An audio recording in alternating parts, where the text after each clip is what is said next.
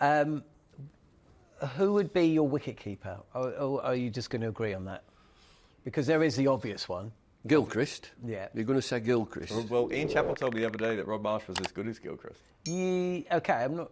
Well... I mean, he wasn't. Ian Chappell's not here. All I would... our argument here is that I'm looking all time and I'm looking to balance the team, and I want a devastating wicket-keeper, batter, wicket-keeper at 7. He's got to be devastating to boss 8, 9, 10 and 11 and to play with whichever batter is in. And so you come to present day, I don't think Manthorp can do that. He's a brilliant glove man. He doesn't fit that position. So in our all-time great, who have we got? MS Dhoni is one that you would talk about. Alex Stewart. Yep. Definitely. You would definitely talk about Alex Stewart in this. I would come back a little bit to Shane. Ooh. If I'd have had a proper wicket-keeper, I'd have got 1,000 wickets. They had personal issues, those two, of course. He wasn't shy of making a point, was I don't think he put Gilchrist when he originally did his top 50 cricketers. I don't think Gilchrist was in it, or if he was behind. He was near Darren Berry, who was his state wicketkeeper. That's he was always saying that. Here's what Ian Chappell said to me the other day. If you are picking an all-time 11, right? Do you need a wicketkeeper who can bat? Because you're going to be picking. It's a good argument. You're going to be picking. Let's say we both. Yeah. I don't want to get ahead of ourselves. So a pure wicketkeeper. Sobers may make this side. Right? Yeah. Right? There's a couple of players. Imran Khan may make this side. Whoever keeps Sobers is 6, so we don't move on. No, but the point being is if we have those players... Yeah. You don't need a batsman wicket-keeper. If Imran Khan's at number 8, right? Yes. Yeah. Where do you go with that? I think that's a fair conversation to have. And if that's the case, everyone you've just said is off the list. Yeah. And then are you looking at maybe, say, someone like Alan Knott? So we have to agree that we're going to pick the best glove man. Okay. All right? Forget I want a balanced wicket-keeper, batter wicket-keeper. So Gilchrist is out. So we're going to pick... Is that what you're saying? Are you happy to do that? Because you were on Gilchrist a minute ago. He's chairman. No. He doesn't know it. If you two agree... That we're going to pick the pure glove man, the best glove man. Are you happy with that? Yes. Yeah. See, I like that. I think that's a different way of doing it. Is it then Alan Knott? Alan Knott's up there. Jack Russell is up there.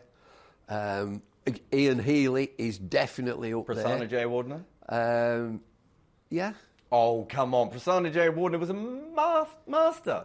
Couldn't bat at all. Doesn't matter. I'm going to narrow it down to 3. Not 3. Is there anybody Bob Taylor? Bob Taylor right up there.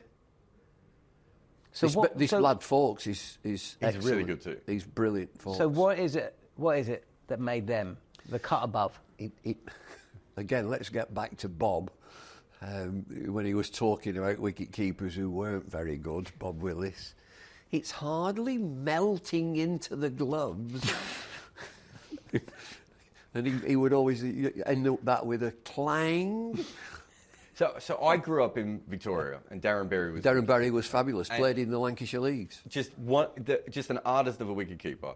And when I grew up, you never heard the ball hit the gloves. That's it. And I remember being at Durham for a test match, and Chandermal and Bairstow were keeping. You know, at Durham, they had that balcony. You can go up on the top where all the cameras are. Yeah. And I'm sitting up there, and I can hear this noise. And it only occurred to me after a little while, it was the ball hitting the gloves from both of the keepers that I was hearing. And I was like, that's not... Like cricket had changed so much. And when you look at Jack Russell and you look at Darren Berry, those were guys who made dismissals happen through footwork and their skill that other people couldn't do. So I think that, and Bob Taylor and Alan Knott are probably on that list as well, of the ability to actually make a dismissal happen.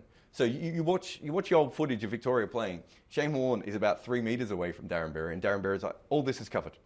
Yeah. You just worry, you're basically second slip, but you're at first slip, so we don't need to have as many slips in. Modern wicket-keeping is not like that at all, right? You almost need the first slip behind you in case you forget to go for it. So it has changed a lot. I think when I spent a lot of time talking to Taylor about wicket-keeping, and he said to me, if I made one mistake a year, I'd be upset with myself. Really? Like, imagine that with modern wicket-keeping. You'd be pretty happy if you made, in a test series, if you only made 3 or 4, right? But so Alan Knott would be preferred over Bob Taylor. because of the batting? Probably, but I think I'm right in saying if you speak to Jack Russell, his go-to would be Alan Knott. So I'm narrowing it down to Alan Knott and Healy. He was fabulous, Healy. I think to all styles of bowling. Yeah, I think he was probably one of the first wicket-keepers who had. I mean, most modern wicket-keeping technique is taken from Healy, right? It's that he nailed like Rod Marsh was the one who coached it, and Healy was the one who practiced it. Yeah. So you look at footwork, and Healy is the one who has gone forward. I don't know if Healy was. Some of the stuff that Alan Knott did was just incredible, but I wonder if that's because the bowlers were slightly slower, the spinners were a little bit slower. Is it a criticism that Alan Knott used to stand deep, so he'd take the ball on the drop? Yeah, he wouldn't have got as many catches. Whereas the Australian way is to take it sort of waist high, which means that your slips are closer. Alan Knott always advocated take it on the drop. What about some of the older wicket keepers, like in the 50s? There was one who Alan Knott would say was the go-to, Keith Andrew, who finished up as the head of the National Cricket Association. Where is it recognised to be the most difficult place in the world to keep wicket? West Indies, at present day, is not easy. India, you would be in the game all the time. I think Sri Lanka's hard because it spins quickly. Yeah, so subcontinent. Yeah, most of the subcontinent. So does it not make logical sense that the best wicketkeeper that's ever been produced came from there? Well, I think Prasanna. He's not as keen on Prasanna Jayawardene. I thought Prasanna Jayawardene kept to the hardest person, which is Murali, and kept absolutely brilliantly, and was a very good wicketkeeper to the pace bowls. They just didn't have many. Well, that's what I'm thinking. They've not had that searing pace of pushing back. Yeah. Have you ever heard of Seymour Clark, by the way? No. Seymour Clark, I must have told you this story before, John. Seymour Clark was a Somerset cricketer who played for the Railways, and when he first turned up to the Railways, there was no wicket keeper. So they said, "Do you want to keep?" So he's like, "Okay." He starts keeping, and everyone's like, "This is the best natural wicket keeper we've ever seen." So Somerset come calling, "Seymour, would you like to come and wicket keep for us?" He's like, "Oh yeah, I've got the train schedules." And I'm like, "No, we'll sort it out for you. You come down." So he goes, and I think he played in 4 or 5 matches for Somerset. And first ball, he walks up to the stumps to keep, and they're like, "It's a little bit more serious here, Seymour. You're going to have to stand back." He'd never stood back before. He only ever stood at the stumps. Fast bowler comes in, and he's brilliant. And everyone's like, "Best wicket keeper we've seen." Bats 5 times in county cricket. Didn't make a single run. Right. At the end of that year, gets offered another contract to come back for the next year, and he goes, I think I'll go back for the trains. Really? I'd like to have Seymour, but obviously never played Test cricket. But I've never seen Seymour, so I can't comment. I'm surprised he didn't play against him. It was in the 30s. So come on, guys. Who's it going to be? So, okay, I think you have a better knowledge of the older wicketkeepers than I do, because there isn't a lot of great footage of the older wicketkeepers. But I'm thinking of guys like Grout and all those sorts of guys from Australia. And Wally Grout and Do any of them? No, okay. They wouldn't. I would, Rodney Marsh. What do you think of Rodney Marsh as a excellent? Excellent. Because he wasn't tested at the stumps enough, was he? Not his fault. No, and he would be up to the stumps, obviously, to Ashley Mallett. Yep. But his best work would be, stood back to big pace, whereas Alan Knott would get up to the stumps. He'd be up there, and this telepathy that he had with Derek Underwood. Yeah. And Derek Underwood couldn't have been easy to keep to. No, definitely not. Bob Taylor was as good as it gets. Bob Taylor, as good as it gets, just as a pure wicket keeper. So we're forgetting the batting. Bob Taylor. And, I'm thinking Ian Healy as just all round. He didn't drop the ball.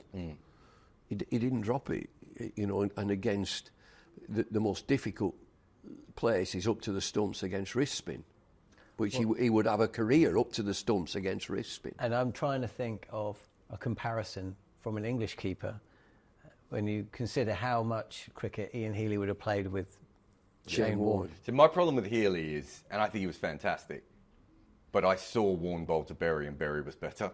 Right. So it's hard. Oh, blimey. Do you know what I mean? Yeah. It's not that I don't think Healy wasn't great. It's that Healy was just not as good as Berry. I mean, Berry's... And was Berry good against, because there was a lot of other bowlers that Healy would have... So Berry once took a stumping up at the stumps to Paul Rifle, down the leg side. We can't pick Darren Berry. No, of course we can't. No, but that's what but in my head, I'm thinking, So when I talked to all the wicket keepers, yes, Taylor was the name that kept coming up. Right. And Jack Russell, I never talked to Jack Russell. He's one of the few wicket keepers I didn't get through to at that time. But everyone thought that Taylor was the most, because they thought Taylor could make dismissals happen from nothing. But I'm happy with that. Oh, well, if you two are happy with Taylor... I'm happy but with I think Bob we should Taylor. go not. Oh, what? What? I thought we were about to agree. Alan Knott would get the nod over Taylor. Yeah. Jack Russell would go to Alan Knott. He wouldn't go to Bob Taylor, he'd go to Alan Knott. Also, if we pick Taylor, he has to bat at 11. Yeah, oh yeah. Right? Yeah. Whereas if we pick Knott, he can still bat at number 8 or 9 easily. I mean, he would have been a great number 8, wouldn't he? In an ultimate 11, he'd be 8 or 9. Yeah, I think that's fine. Alan Knott. Done? Yeah. Alan Knott. Now, it's very important for everyone who's about to slag Bumble off on Twitter, and hopefully... It's been done before. Hopefully they forget my name. Is that... Kimber's the name, cricket's the game. Because we are looking at wicket keeping. Because you could have gone Kumar Sangakkara, Clive Walcott, Gilchrist, there's some... I think if we were doing pre-war, I know you won't allow that, Les Ames is the one I would have gone. Yeah, Les Ames would be right up there for Kent. Yeah. Averaged over 40. Yeah. The next best average in Test cricket for a wicketkeeper before World War II was 30. No one else, I think, averaged over 25. He was that much better than every other wicketkeeper, Les Ames, and he was a great wicketkeeper. But you won't let me take it. Jeffrey Dujon? Yeah. Do you think Dujon was a great keeper? No, he's a good keeper. Yeah, dude. I think that's probably fair. And a bloody good bloke and all. But a good cricketer all round, too. Very good. A really clever player. But Alan Knott? Yep. Alan Knott. Alan Knott? Yep. Done. This is a terrible... I think we're trolling ourselves. Yes. Yeah. On AM, on DAB, via the talkSPORT app and on your smart speaker. talkSPORT.